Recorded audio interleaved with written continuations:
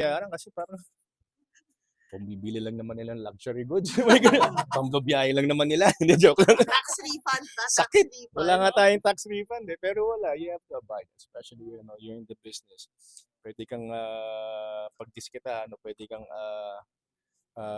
i-audit. Kaya nga kami talaga ever since, especially sa showbiz, black and white. Kasi nakaharap ka eh, tapos taxpayer ka pa.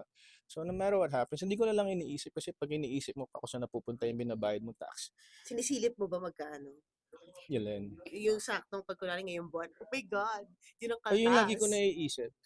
Bakit? Tapos hindi mo naman nakikita yung nangyayari. Kaya I'm trying to not think about it para hindi ako mapikon. Kasi nakakapikon. Diba? At the end of the day, and you have this flood control projects and you see all your fellow men having a hard time trying to, get by na nababaha this and that. Sana magkaroon ng konsensya yung mga taong involved. Kasi nakakahiya. Nakakahiya tayo. Sana makonsensya sila.